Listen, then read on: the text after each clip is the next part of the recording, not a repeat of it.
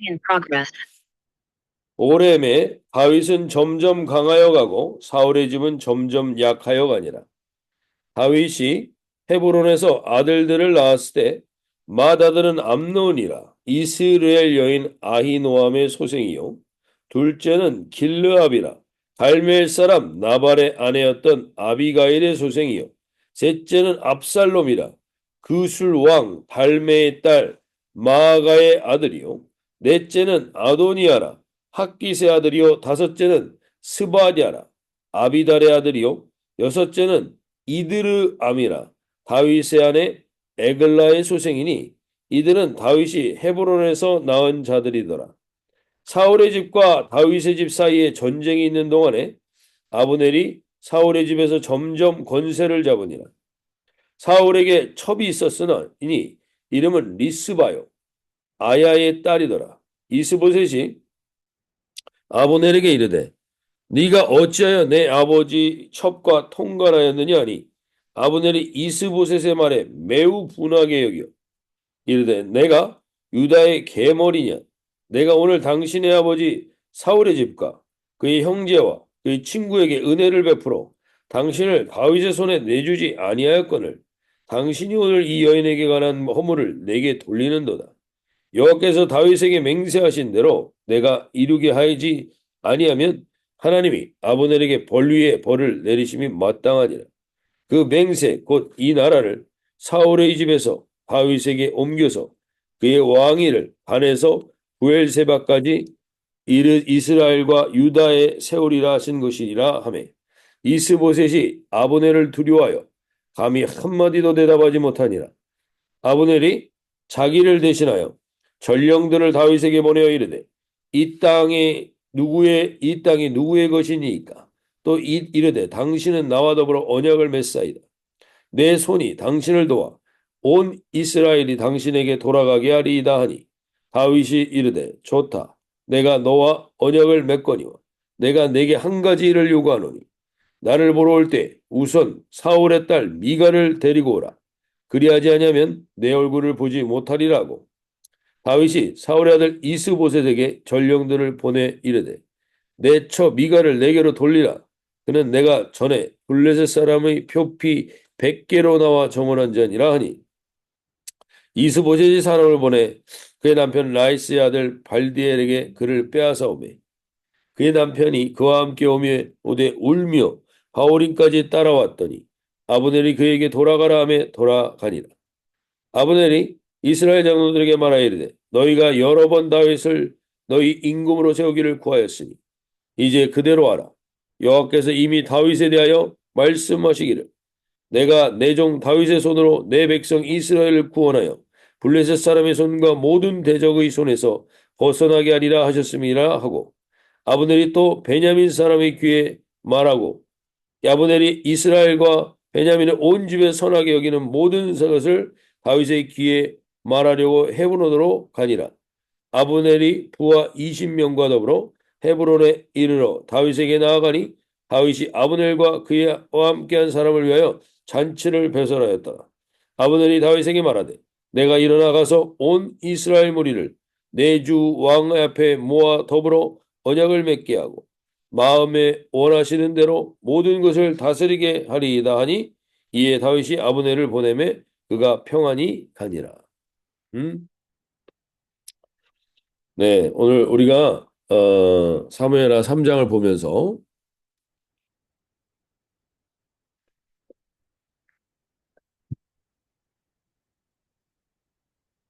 인생을 살아갈 때 우리가 눈에 보이는 현상을 따라서 판단할 때가 참 많습니다. 우리들도 그러한 일들을 하죠. 그래서 늘 상황과 환경에 따라서 판단할 때가 많습니다. 다윗이 골리앗을 이겼을 때 사람들은 사울은 천천히요, 다윗은 만만이라고 하면서 다윗을 높입니다. 왜냐하면 다윗이 골리앗을 무찌르는 현상을 봤기 때문에. 그러나 그 이후에 그 말 한마디 때문에 다윗은 10년 동안 도망자 신세가 됩니다. 그러면서 사람들은 그 현상을 보면서 또 이렇게 얘기할 것일 것입니다. 다윗과 같이 되면 안 된다. 아이들에게 교육할 때 다윗과 같은 사람이 되라고 했다가 다윗과 같이 되면 안 된다. 늘 도망자 신세. 10년 동안 계속 쫓기는 신세. 반대로 사울왕은 계속적인 권세를 계속 가지고 있을 것만 같습니다. 우리는 그런 상황과 현상을 통해서 늘 판단합니다. 그리고 단번에 무언가가 되는 것들을 우리는 좋아합니다. 그러나 인생이 우리에게 주는 중요한 교훈은 단번에 이루어지는 것들은 마치 인스턴트 음식이 우리에게 주는 잠깐의 만족과 그 많은 해가 느껴지는 것처럼 단번에 이루어지는 결과들은 우리에게 선한 결과를 가져오지 않을 때가 많습니다. 오늘 우리가 이 인생 가운데 중요한 진리를 오늘 사무엘하는 가르쳐 주는 겁니다. 사무엘상 내내 우리에게 가르쳐 줬던 사실 그 내용이 오늘 사무엘상 하 3장에서 명확하게 이야기해 주는 겁니다. 사무엘 하 3장 1절에서 명확하게 이렇게 얘기해 주죠. 사울의 집과 다윗의 집 사이에 전쟁이 오래매 다윗은 점점 강하여 가고 사울의 집은 점점 약하여 가니라. 우리는 단번에 무슨 일이 일어나서 그 단번에 어떠한 상황이 특별한 대단한 것을 바꿀 것 같지만 결국에는 우리 인생은 점점의 인생입니다. 점점. 근데 그 점점의 진리는 뭐냐? 다윗의 집은 점점 강하여지고 사울의 집은 점점 약하여진다는 겁니다. 이 다윗의 집이 명칭하는 지칭하는 의미는 사무엘상 전체의 주제와 연결된다고 볼 수 있습니다. 그것은 이 인생의 왕이 누구냐는 겁니다. 다윗의 집을 명칭하는 이 다윗의 집은 왕이 누굽니까? 왕이 하나님인 가정을 뜻합니다. 보기에는 도망자요. 보기에는 원통한 자들이고 보기에는 환난당한 자들 같아 보이지만 그들의 왕은 철저하게 다윗이 아니라 하나님입니다. 하나님은 다윗에게 언제나 다윗은 하나님에게 every step, every day, every step 매 스텝마다 하나님께 묻고 움직입니다. 왜? 왕이 하나님이기 때문에. 다윗은 올라갈까요? 말까요? 따라갈까요? 말까요? 모든 걸 물어보며 갑니다. 왜? 다윗의 집의 왕은 하나님이기 때문에. 반대로 사울의 집은 하나님을 이용하려고는 하지만 늘 자신이 왕인 집안을 대표하는 과정입니다. 자신이 왕인 삶을 살고 주관하는 자들은 늘 하나님을 왕으로 섬기는 가정들과 전쟁을 하게 돼 있습니다. 오늘 사울의 집과 다윗의 집은 계속된 전쟁이 있습니다. 이 전쟁이 이 두 집 사이의 전쟁이 마치 우리의 인생과 같은 것입니다. 우리의 인생은 매번 이 싸움입니다. 오늘 다윗의 집은 왕이 하나님이고 사울의 집은 내가 왕인 겁니다. 이 두 집 사이의 전쟁이 우리 인생인 겁니다. 우리 인생 속에서 우리는 늘 이 싸움을 하게 되는 거죠. 근데 분명한 진리를 알라는 겁니다. 불변의 진리는 무엇이냐? 다윗의 집은 점점 강화해지고 사울의 집은 점점 약하여진다는 겁니다. 이게 하나님이 우리 인생 가운데 명확한 진리로 알려주시는 겁니다. 우리 인생도 마찬가지입니다. 지금 아무것도 없고 환난 속에 있고 원통하고 빚진 것 같아도 우리가 나와 우리의 가정이 하나님을 왕으로 섬기고 있다면 에브리 스텝마다 하나님께 묻고 가는 인생이 된다면 그 점점 강하여지는 인생이 될 것입니다. 반대로 지금 잘 나가고 떵떵거리고 그래서 내가 왕인 인생을 사는 인생은 보는 현상은 대단해 보일지 모르지만 반드시 점점 약하여지게 되어 있다는 것입니다. 이것이 바로 인생의 진리인 겁니다. 오늘 이 아침에 저와 여러분이 어떠한 상황과 환경과 현상 가운데 있으신지 모르겠지만 관계없이 우리 가정에 나의 인생에 왕이 하나님입니까? 그렇다면 점점 강하여진 인생을 살게 될 것입니다. 반대로 오늘 아무리 잘 나가고 세상 가운데 아무리 대단해 보여도 하나님이 왕이 되지 않은 인생은 점점 약하여지게 될 것입니다. 이것이 인생의 불변의 진리라는 것을 오늘 우리에게 알려주는 겁니다. 오늘 우리와 우리의 가정들이, 그리고 우리의 자녀들이 이 인생의 진리를 붙들고 분명한 것은 점점이라는 사실입니다. 단번에 이런 일이 일어나지는 않습니다. 그러나 점점 우리 인생 가운데 하나님을 왕으로 붙든 사람은 점점 강하여지는 인생을 살게 될 것입니다. 오늘 저와 여러분이 우리와 우리의 자녀들을 위하여 그렇게 기도하며 당장 눈앞에 보이는 단번에 어떤 일이 일어나지 않는다 할지라도 내가 지금 그 하나님을 믿고 간구하며 기도하는 자리에 있으면 점점 강하여진 인생을 살아가게 될 것을 믿음으로 선포하며 나가는 하루가 되시기를 소원합니다.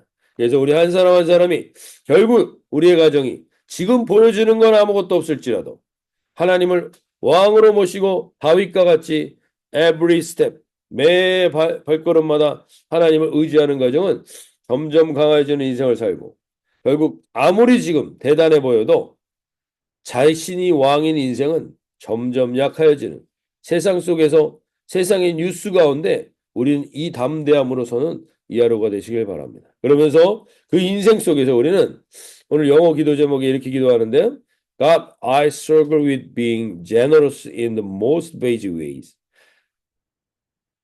내가 가장 베이직 웨이, 기본 길로서 관대하길 원하지만 인생 가운데 스트럭을 한다는 겁니다. 왜? 눈에 보이는 환경과 상황들 때문에. 그러니 help me to see and act. 하나님 나이가 점점 하나님을 붙든 인생은 강화해지는 것을 볼 수 있게 해주시고 그게 합당하게 행동하게 해주십시오. 기도하며 나갈 수 있길 바랍니다. 그래서 하나님 결국 오늘은 이 하루가 점점 강하여지는 하루의 그 하루가 되게 하여 주시옵소서. 그리고 하나님 관대한 인생을 살아가는 데 있어서는 스트러글이 없을 수 없습니다. 관대한 인생을 살아가는데 우리는 이 인생 속에서 오늘 이 사울의 집과 다윗의 집이 전쟁하는 게 인생이라고 했는데 이 인생 속에서 우리는 오늘 대표적인 인물 세 사람을 보게 되는데 이 세 사람이 결국 우리가 인생 속에서 맞이하는 사람들입니다. 그리고 그 사람들 속에서 우리의 모습이 있습니다. 우리 하나님 관대한 인생이 되기 위해서 스트로글하는 우리 인생 가운데 하나님 이 세 사람을 통해서 우리와 우리의 자녀들이 어떠한 인생을 살아가야 될지 다윗처럼 강하여지는 다윗의 집처럼 강하여지는 집의 인생이 되기를 살펴보면서 오늘 첫 번째 인물이 사울과 그의 아들 이스보셋입니다. 이스보셋은 오늘 아브넬이라는 사람에 의해서 왕이 됩니다. 북이스라엘에. 그리고 그 사울의 집과 다윗의 집은 계속 전쟁을 하게 되죠. 근데 이 사울과 그 아들 이스보셋에게는 리더로서 공동체의 리더로서 반드시 있어야 되는 두 가지가 없습니다. 그 첫 번째는 용기입니다. 공동체에 닥칠 어떠한 위험에도 맞설 수 있는 용기가 있어야 되는데 사울은 골리앗을 맞이했을 때 공동체의 리더로서 용기를 내지 못합니다. 용기 없는데 자리는 지키고 싶은 것. 용기는 없는데 자리를 지키고 싶은 것이 가장 비참한 것입니다. 결국 사울은 그 비참한 인생을 사는데 그의 아들도 동일합니다. 아브넬이라는 사람이 자기 아버지의 첩과 통관하는 것을 이야기했다가 아브넬이 분노하니까 3장 11절에서 이렇게 이야기합니다. 이스보셋이 아브넬을 두려워하여 감히 한마디도 대답하지 못하니라. 용기 없이 자리를 지키면 그 개인도 그리고 그 공동체도 비참해지는 겁니다. 반드시 우리에게도 이러한 모습이 있을 수 있습니다. 오늘 지금 용기를 내기 어려울 만큼 눈치를 보고 있는 게 있을 수 있습니다. 오늘 다시금 주님 앞에서 우리가 담대히 깨달으며 나갈 수 있길 바랍니다. 이러한 사람들을 만날 때, 이러한 사람들을 리더일 때 우리가 어떻게 행동해야 되는가. 그리고 이러한 내가 이렇게 자리를 지키고 싶어하는 용기는 없는데 자리를 지키고 싶어하는 비참한 자리에 있다면 그 자리를 지키는 자리가 아니라 주님께 왕의 자리를 내어드리고 무릎 꿇는 다윗의 자리로 나아갈 수 있길 바랍니다. 또 한 가지 이 이스보셋과 사울에게 부족한 것은 무엇이냐? 자기가 왕으로서 부족한 부분을 받아들이지 않는 겁니다. 자기가 왕으로서 부족한 부분을 인정할 때 우리는 비로소 그것을 채울 수 있는 연합이 일어나는데 부족한 부분을 인정하지 않고 회개의 자리로 들어가지 못하는 것. 이것이 이 인생의 안타까움인 것. 이 인생은 점점 약하여지는 인생이 될 수밖에 없어요. 우리는 다윗의 집은 점점 강해졌고 사울의 집은 점점 약해졌다는 말씀을 드렸는데 점점 약해지는 대표적인 인물 첫 번째가 이스보셋이고 사울이었고 두 번째는 오늘 아브넬이라는 사람입니다. 아브넬이라는 사람은 이 사람은 철저하게 전략적이고 자신이 원하는 대로 사람을 이용하는 사람입니다. 우리는 인생을 살다 보면 이런 사람을 반드시 만납니다. 인생 속에서 이런 사람들은 항상 존재하죠. 그리고 그 사람들이 때로는 대단해 보이고 특별해 보이고 특출나 보입니다. 그러나 그 인생도 결국에는 자기가 원하는 대로 자기의 전략과 힘을 믿고 마음대로 강교한 행동을 하는 것을 하나님은 절대로 관가하지 않습니다. 언제나 자신의 이익이 중요한 사람. 이 사람은 언제나 자신이 왕이 된 인생을 살아가죠. 이러한 사람이 너무 마음에 들지 않지만 우리 안에도 이러한 모습이 있을 수 있습니다. 내 이익에 민감한 사람. 내가 모든 것의 중심이 되어 조금만 내 심기를 건드리기만 해도 분노하는 사람. 이러한 모습들이 우리 안에 있다면 이러한 인생도 반드시 점점 약하여지게 될 것입니다. 우리가 분명히 알아야 될 것. 아브넬과 같은 인생도 점점 약해지게 됩니다. 오늘 우리가 읽지는 않았지만 세 번째 인물은 요압이라는 인물입니다. 요압이라는 인물은 사무엘상 3장 22절에 보면 이렇게 얘기합니다. 다윗의 신복들과 요압이 적군을 치고 크게 노력한 물건을 가지고 돌아옵니다. 요압이 함께한 모든 군사에게 돌아오며 아브넬이 왔다 갔다 하는 이야기를 듣습니다. 그러자 24절에서 요압이 왕에게 나아가 이르되 어찌 하심입니까? 아브넬이 왕에게 나아가거늘 어찌하여 그를 보내 잘 가게 하셨나이까? 왕도 하시려니와 내리 아들 아브넬은 온 것을 왕을 속임이라. 이러면서 아브넬에게 이 요압은 다윗이라는 왕에게 자기가 화를 냅니다. 요압은 충성된 인물입니다. 충성된 인물인데 충성된 인물들 가운데는 자기 의가 강한 사람들이 많습니다. 자기 신념과 자기 의가 강합니다. 그래서 자기의 신념이나 의에 왕이 제너러스, 관대한 모습을 받아들이기 어렵습니다. 그래서 그에게 대항합니다. 결국 그는 자기의 뜻대로 아브넬을 데려다가 죽입니다. 오늘 우리가 이 아침에 내 안에도 요압과 같은 모습이 있습니다. 그리고 요압과 같이 이것이 옳다고 생각하는 순간 내가 그것으로 그 옳다 하는 생각 때문에 하나님이 주시는 관대함을 잃어버릴 수 있습니다.